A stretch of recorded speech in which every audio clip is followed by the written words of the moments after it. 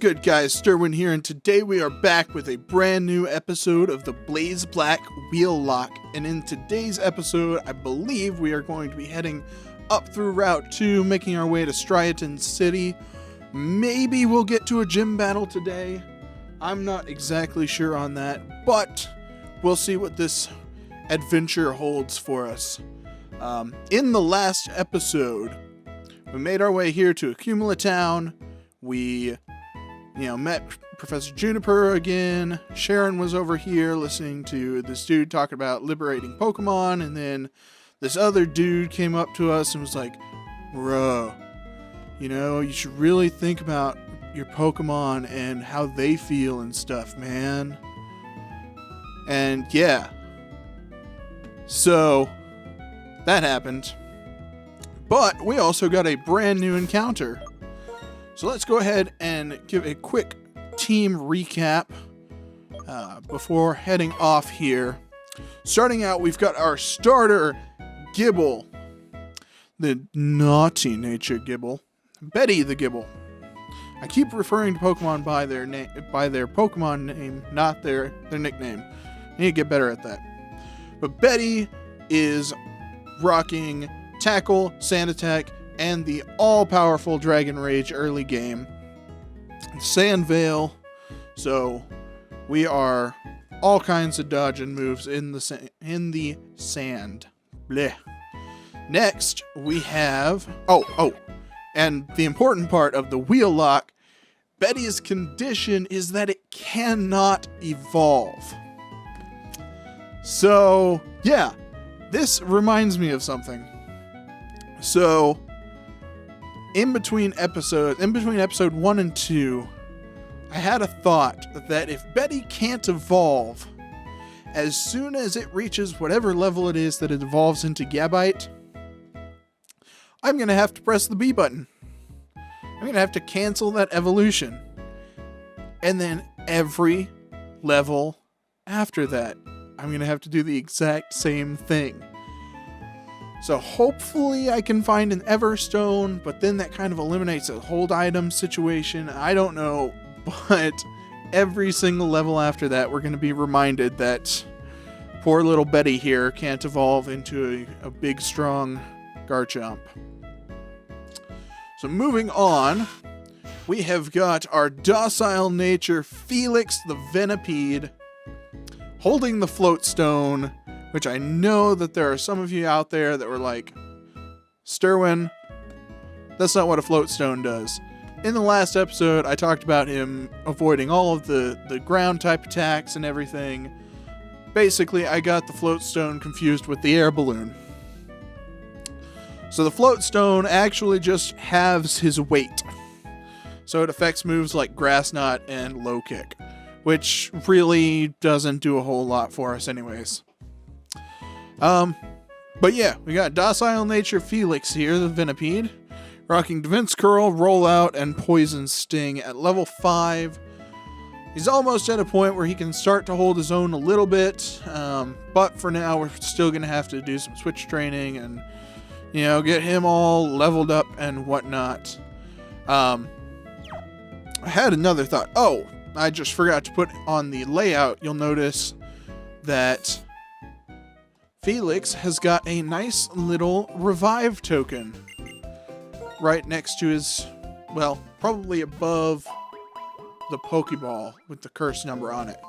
That's going to be our reminder that he's got one revive, and then after that, it'll be taken away, and he'll be just like a normal Pokemon in a Nuzlocke.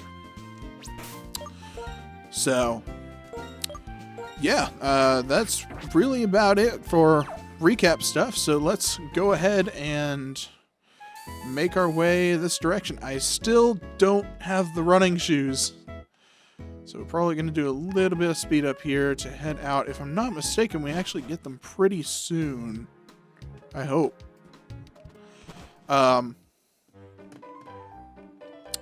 But yeah, here we are at Route 2. So we've got another chance for an encounter here. Let's make sure we got some Pokeballs. We got 10, so we should be fine there. Do you want to battle? Oh, we got the X-Transceiver ringing here. What do you want? Oh, it's Mom. How are things? Things are great. What? Why did you just call me if you were right there? Why did you call me? It's like people texting when they're across the house. Okay. Real talk, I have done that before. A lot of times it's because I'm doing something with sound and can't yell or anything like that, or I'm doing work or whatever and I'm in my room. But I have definitely texted my dad before saying, "Hey, what's for dinner?" or something while he's 100 feet the other direction. But Mom's gonna give us the running shoes, and yeah, we're finally gonna be able to get going a little bit quicker here. But let's go ahead and head on into the grass. And we've got a Cyndaquil. We got a Cyndaquil for our very first encounter. Alright. I don't want to lock myself into rollout. That would be a bad thing to do. Let's see if we can take a tackle. That does 7, okay. That did absolutely nothing, and it poisoned him. Well, I mean, that is a status condition, so that's going to make it easier to catch him, I suppose, but he may also die in the meantime. But let's see what we got here. Oh, smoke screen. Don't lower my accuracy. Don't do that. I don't really want to hit him, especially with Betty, because all we got is tackle, and I mean, we could probably do a decent amount of damage, but with him being poisoned, I mean, we might as well just let the poison wear him down, I guess. It's not like he can do a whole lot to us. But let's see.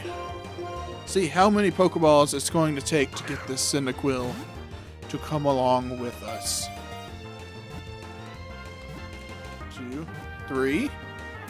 Got him. Alright, we have got Cyndaquil.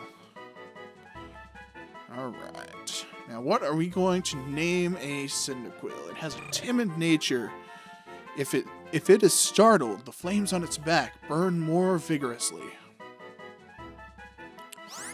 Alright, give Cyndaquil a nickname. You know what? I gotta go with my usual Cyndaquil nickname here. And we're just gonna name him Bunsen. Because Hayden used that nickname a long time ago in some playthrough, and I liked it, and so I've used it ever since.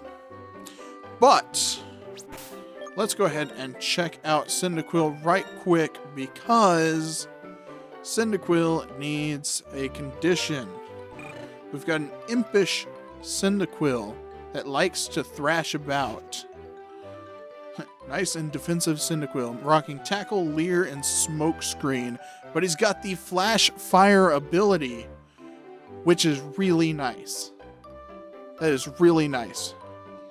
But let's go ahead and spin the wheel and see what condition Cyndaquil will have. Okay. And okay. So the condition is it cannot use items during battle. So that's going to be number 17. Basically what that means is that it can't use any sort of healing items, PP items, or battle items during a battle. So we can still throw Pokeballs and whatnot, but we can't use anything that's going to benefit us health-wise. Which is not the end of the world. I think that is a pretty decent condition to have on him. Let's go ahead and head back into town real quick and heal up. Yeah, I had something that I was going to talk to you guys about in today's episode, and then it completely skipped my mind. So, we are just going to talk about... Oh, you know what? That's, seeing Cyndaquil, that's a good, not transition. What's the word? I don't know, but the official Pokemon Facebook page today put out a question saying if you owned a fire-type gym, what Pokemon would be on your team? And for me, I hate to be that guy, but, you know, my instincts want to say Charizard. Because I'm a Gen 1 or whatever. But I feel like if I was not choosing Charizard, if I was to choose something a little bit more out there, I'd probably go with Chandelure, to be honest. Chandelure is one of those Pokemon that when I first saw it, I didn't care for it at all. But it just kept growing on me, and I actually quite enjoy Chandelure. Not only because of its somewhat competitive viability, but I don't know, it's just a cool design and whatnot. So that's probably the direction that I would go. So yeah, let's just make that the question of the day then. If you owned a fire-type gym, what Pokemon would be your, like, ace Pokemon? Come on, so many battles.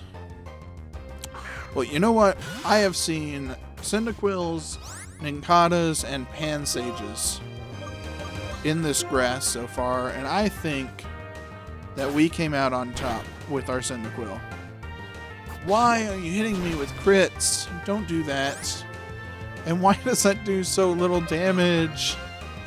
Felix, why can't you do more damage? Let's go ahead and get Bunsen in here and see what he can do.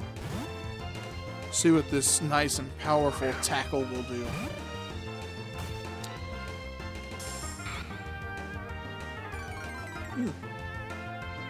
Yeah, I've also been seeing on the YouTubes a lot of people who are doing a sort of Pokemon Sun and Moon tag, if you will, about if they had a gym, like, what would it be, you know, how would you set, you know, the actual setting of the gym, you know, what type of Pokemon would you use, those sorts of things. And I haven't done, like, that in-depth of thinking about it, but if I were to have a Pokemon gym, it would probably be... Yeah, I've always kind of liked the idea of having a poison-type gym, because I feel like there are some cool things that you could do with it. I don't remember what games it was that introduced it, but it might have been these games, it might have been, I don't know, but there was actually a point in one of the games where you could actually step on a patch on the ground and it would, like, poison your Pokemon, or, like, it would burn your Pokemon. It might have been a ROM hack, I'm not sure, but I thought that was a really cool idea. And so maybe, you know, if you were to kind of, like, cut through the gym, you know, like, maybe there are patches where, you know, if you want to get to me, the gym leader, sooner, then you'd have to go through these sorts of, you know, patches that poison a random Pokemon on your team or something. Maybe that could be cool. Maybe that's already a thing and I'm completely ripping it off of somewhere. I suppose that's entirely possible as well. And this Hoot Hoot just put me to sleep. But yeah. Oh, so yeah, I'd probably go with a poison type gym, and my ace would be like probably Nidoking because he's my mascot and everything, and my favorite Pokemon. But yeah, I would have, let's see, I'd have Nidoking, probably a Weezing. I really like Weezing. Here I go, being a Gen 1er again. Come on, Sean, think of newer Pokemon. I really liked Dragalge, even though he was so bad. But I did really like Dragalge. So he'd probably be on my team as well.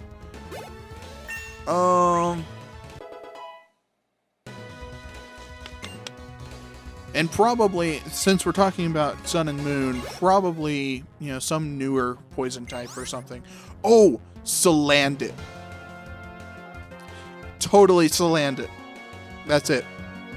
Fire poison with the ability Corrosion. He's my guy. So yeah, I guess that would be my gym. Would be Salandit, Weezing, Dragalge, and Nidoking. Because I feel like there's so much that you can do with those Pokemon in terms of, you know, running different moves on them to cover, you know, different weaknesses and stuff. That'd be really cool. But I remembered the thing that I was going to talk about.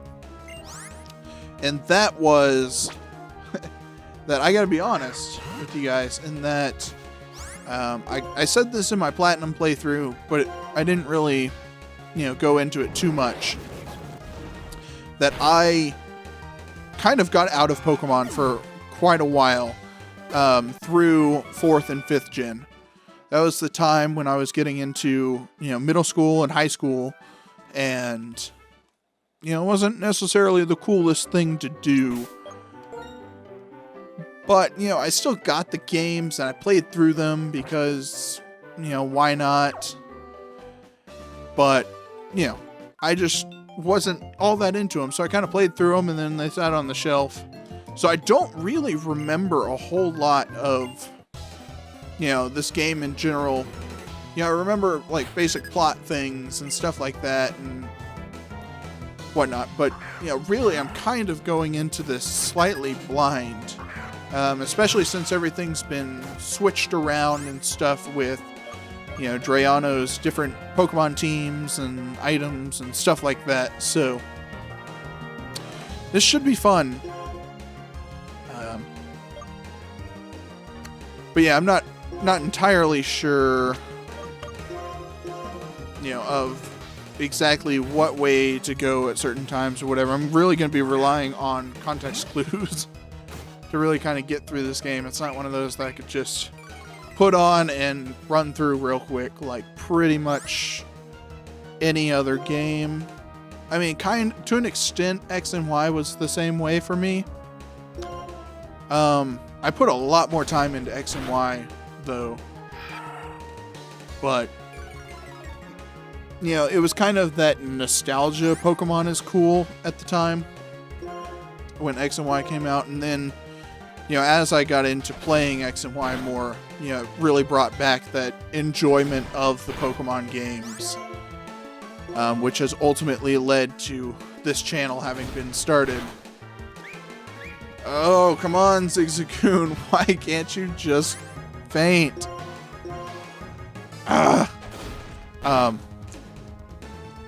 You know, I say a lot. I think I mentioned that at some point in the last couple of episodes.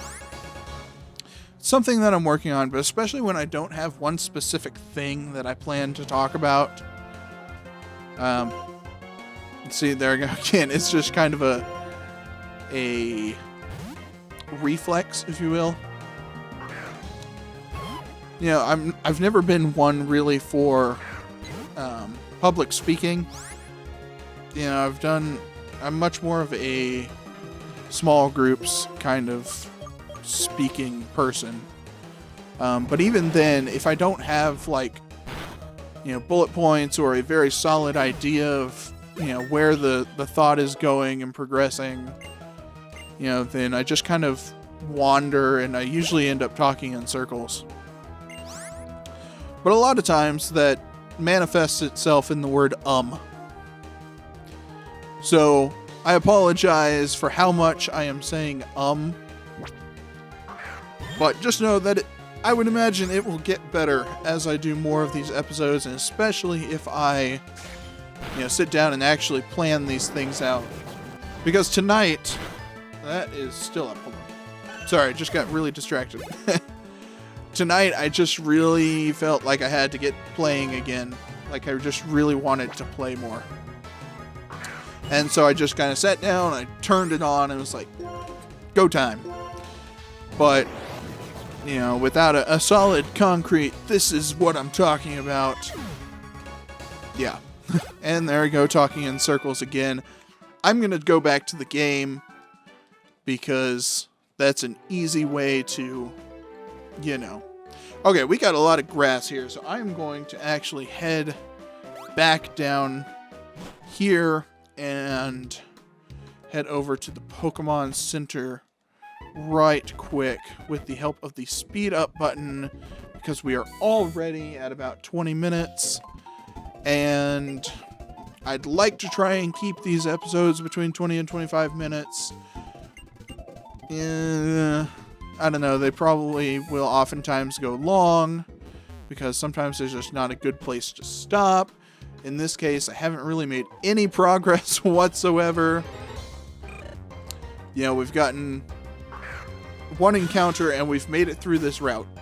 We haven't even made it through this route yet.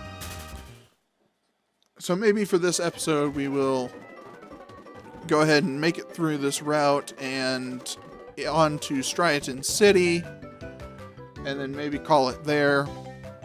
I think there is some sort of quasi-event with the rivals once we get there, but nothing that should really take us out. Then in the next episode, we can hit up the Dream Yard and the gym and do that whole thing. Let's see. Do I think that I can take on this Lillipup with Rollout? Because I do want Felix to be able to stand on his own. You know what? Let's just go ahead and do it. Let's do it. Just make it more dramatic. Oh, that hurts. And he's going to leer me. He's going to take all of the damage. Oh, please. Okay, Odor Sleuth. Is Odor Sleuth basically the same thing as Foresight? I've never actually thought about that. Does it do basically the same thing as Foresight? Because it says the same thing, that Felix was identified, but I don't know. But we get Felix to level 8, and are we going to learn a new move? Screech. Good. I'm glad. We've got a Kricketot coming up, which is a bug type. Is it just plain bug? I think it's just plain bug. You know what? Let's stay in and continue with this rollout. Oh gosh. Oh no. This might be the end of Felix. Well, he's got that revive. Oh no, we're good. Okay. We're super effective. It was like the 5th turn of rollout. We are good. Bite is always scary. Especially early game.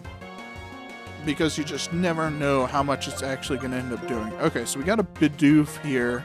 Let's go ahead and go on out to Bunsen. See if we can't get to the point where Bunsen is learning a fire-type move.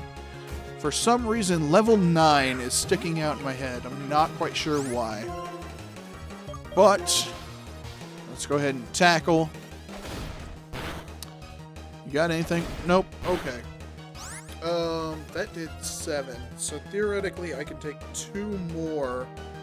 Which means I'm going to have to use a potion still. Assuming that he just uses tackle again. Okay, that did 6. Theoretically, I can take 1 more. but I can't use healing items on Bunsen during battle. So I'm basically just going to have to swap out. Okay, we're outspeeding. Let's see what this does. It does another 6. But we outspeed, so I should be good to go for tackle here. Alright, and we have taken out the Bidoof. And we got a Weedle. Let's go ahead and switch. Oh, I hit the wrong button. I hit the wrong button. Okay, we'll just switch this way. Betty, you're going to take a little bit of damage. Or should we go out to Felix? Let's go out to Felix and hit it with a rollout. Because I don't think this Weedle can actually do anything to us. It probably just has poison sting. Also, shouldn't this... Oh, it's got Bug Bite. I mean, it still shouldn't do anything to us. Because it's quad resisted, I think. Pretty sure. Let's just go for the rollout. It avoided the rollout. Ugh. Weedle. Why, Weedle? Why? Oh, there it goes again. Shouldn't this Weedle be a Kakuna? Doesn't it evolve at level 7? Speaking of, looking at the... That was a crit. I mean, this will take it out right now anyways, but... looking at the new Pokemon Sun and Moon Pokemon. They released Grubbin, Charjabug, and Vikavolt as like the main bug group, you know? I wonder if it's going to follow the same evolution pattern as Caterpie and Beetle and all of them. Because then we'd get a Vikavolt like really early on in the game at level 10. Like that Pokemon seems like, you know, to evolve to that point at level 10, it just seems like it would be slightly overpowered compared to everything else. She wants a Pokemon battle. Oh no. Oh no. Okay,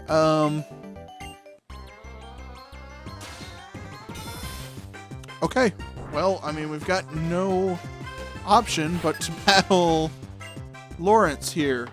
Yeah, this is definitely going to be the end of the episode after this. We've got a level 9 Meowth.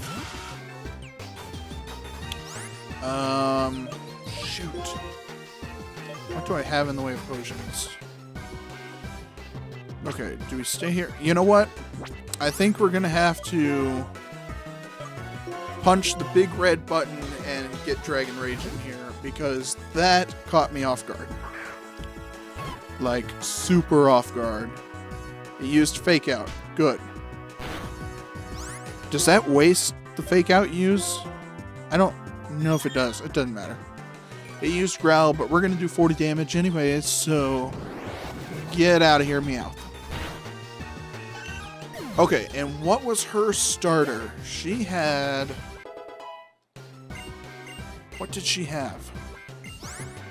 Jumpluff. Okay. Go ahead and keep battling.